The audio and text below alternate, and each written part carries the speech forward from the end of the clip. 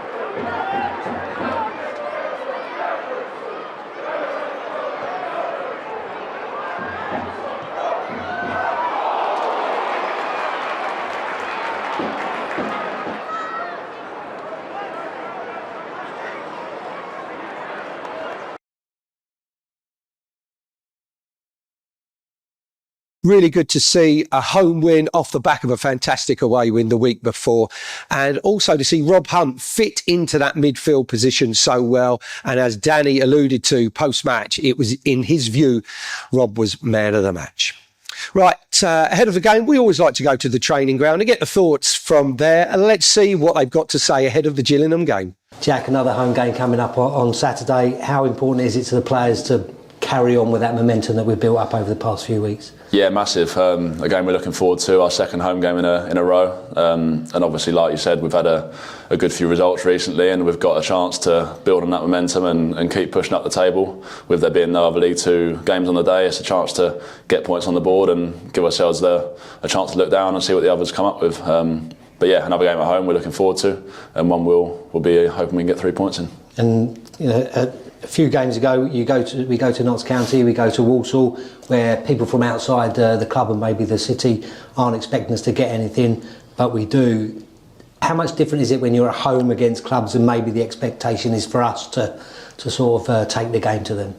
Yeah, I think it's different. I think on paper there's so-called bigger clubs and whatever in the division, and obviously teams that do tend to be higher up in the league, obviously better sides at the minute, but I think we've shown we can match it with anyone in the division. We've taken the so-called top teams at this current stage all the way and put in good performances and got good results, so we're more than capable to do that. Gillingham are another one of them. They're a good side with experienced players, experienced manager, so it'd be another tough test for us. The game does tend to look different at home, so we'll manage that, try and learn from probably the Bromley defeat and what we didn't do so well then, and sort of gain the positive experiences from the last few results and what we have done better. Try and take those into Saturday, and hopefully it'll put us in good stead. And you personally, obviously you came to the club last season and didn't get the minutes that you would have liked because of reasons you've explained before. When it came to the summer, I mean, was there any thought about, did you want to come back because you hadn't played, or was it a completely clean, fresh thing of talking to the manager and seeing? I think I really enjoyed my time here, as much as I didn't play as much as I'd have liked to, because, like we said before, the form of the team and the defenders were really good, so it's tough to make changes. I think I enjoyed it. I really got on with the lads. understand quite well, I feel, how the manager sees the game and wants to play football. And I feel like my attributes sort of suit that. So it was a case of once I come here, training well pre-season, playing well and getting myself in the team. And yeah, thankfully they've put the faith in me to play every week, and so far, yeah, I feel like I've been playing well, playing consistently, which any footballer is going to play their best when they're having a consistent run of games. So I'm grateful for that, and yeah, long may that continue. And not minding whether you're playing centre, in defence or in midfield. Yeah, had a little spell in there for Notts County. Obviously, not good circumstances, which led to the change, and obviously Flan going off. We're all devastated for him and wish him a speedy recovery. So yeah, obviously it was a short-lived spell in there this year. Obviously I had a couple of longer ones last year, but yeah, wherever I'm playing, I'm happy. Yeah, and obviously going to a club you know very well, coming here rather, and on Saturdays there are people on the staff and the playing staff that you still know and speak to? Yeah, there's still a few staff and players that I'm still good friends with. I've got a long history at the club and made friends for life there from when I was a kid. It's sort of all I knew growing up, really, just being at Gillingham. So yeah, a lot of love for the club and respect for the fans. They were always great with me and gave me a good reception last year. So yeah, they're very grateful for that. But yeah, obviously I'm a coach to play now, so hopefully we can beat him on Saturday. All positive stuff, as we would expect from the training ground, and looking for another 3 points at home against Gillingham. Let's take a look at Gillingham's last game. They was away against Shrewsbury. Plenty of goals in this one.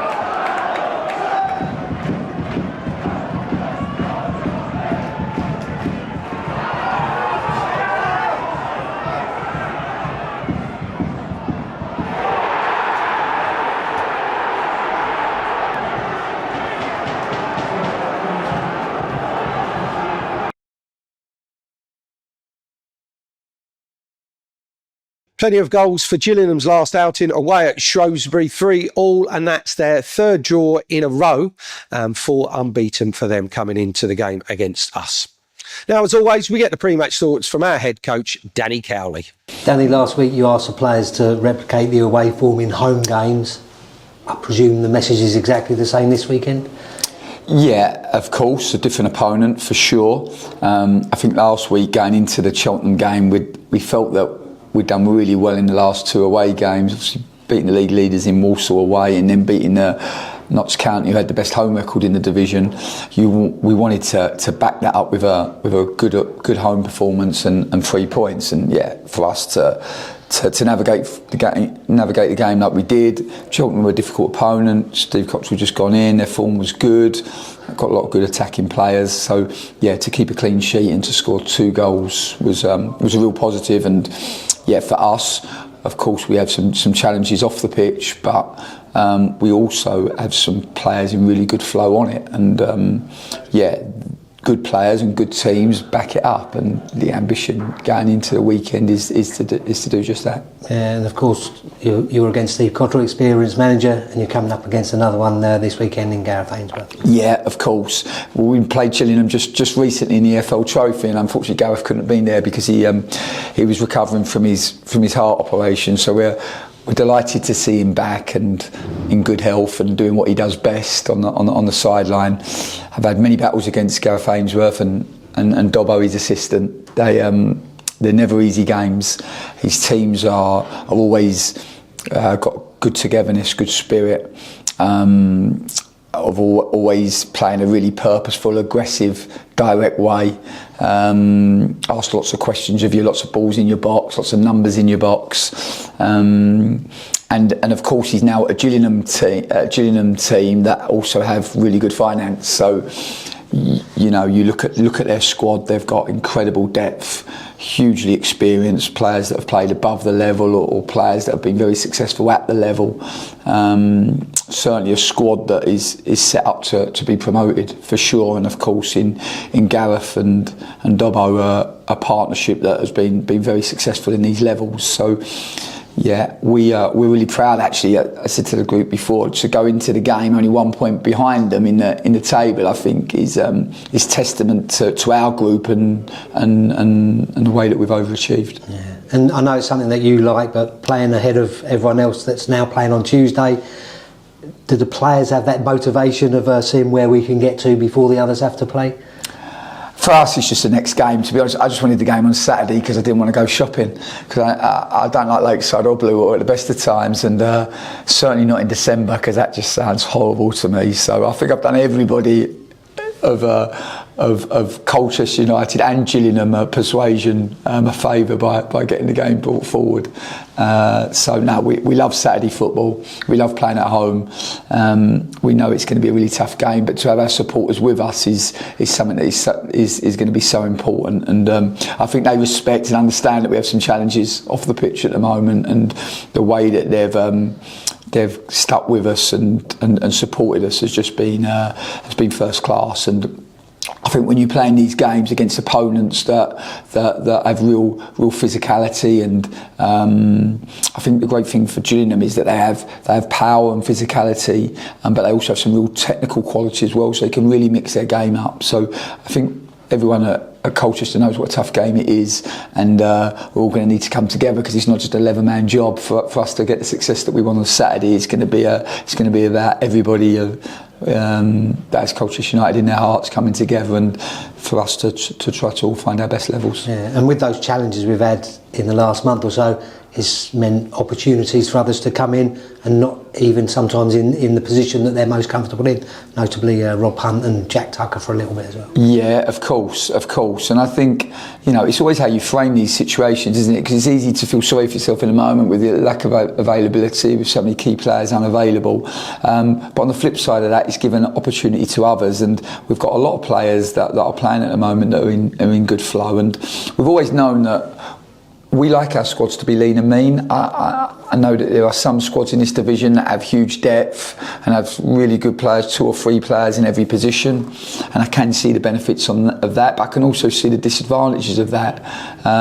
We're lean and mean, we're really together, the boys all get on. I think I've said before, you know, for us, they're a group that really get on with each other. And when you're recruiting, that's not something you can always recruit for. You try to sign good people, and you hope that when you put good people in the same room, that they find a natural sort of synergy. But this group really get on, and that's so powerful. In my experience, that togetherness, that willingness to run for each other, and that willingness to fight for each other. And you saw at the weekend, just boys playing out of position, putting the team before themselves. That in itself is it's so powerful. And yeah, Rob Hunt, I thought last week was incredible, and the boys were so pleased for him after, and like, so pleased for what he did for the team. And that, when you see your see your players do that, it's I think it just brings a group closer together. And this, you know, even sometimes in adversity, when things are going against you off the pitch, it's amazing how good people come together and find a little bit more. And that's what's been able to happen in recent times. Danny taking nothing for granted, knowing this is going to be a difficult game once again against the Gills. But if we do win, that'll be 5 wins on the bounce for us, with plenty of goals in there as well. Talking of goals, let's take a look at our November Goal of the Month competition.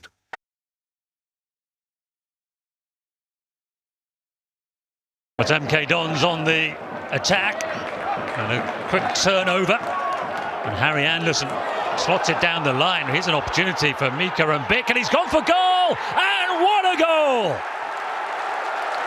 Fabulous from the teenager.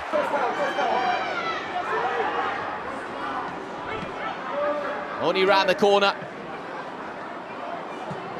and the effort on goal is a perler. And Colchester have the goal that they so richly deserve. It's Barrett. Looking for the space to deliver. Barrett just to dig out the cross. Blocked by Andela. Here's Reid. Neat footwork, not once but twice. So Reid has done fabulously well. And what a ball too to find Tavide. And Anderson makes his way into the box. Tavide's ball in! What a goal it is! Kyrie's Lisby. The U's double their advantage. They've scored only 14, that's the lowest in the league. But they've also now conceded 31. And the ship a fair few. Colchester looking to inflict more pain here. It's a decent effort, it's a cracking effort. Micah and Bick, how about that? That is glorious. There you go. There's your Goal of the Month contenders for November. 2 from Micah, 1 from Sampson and 1 from Kyrie. And just to note that if Micah wins it, that'd be a hat-trick of Goal of the Month competition wins for September, October going into this one. Some fantastic goals there. You can cast your vote. Please do go to our X on our socials, formerly Twitter, of course, and that is open at the moment and closes on Tuesday. Right, that's about it from me. Don't forget, it's a 12:30 kickoff here against Gillingham to cheer on the lads. Hopefully we can make it 5 on the bounce, another 3 points, and keep making our move into the playoff positions. Until next time, thanks for joining us. It's goodbye for now.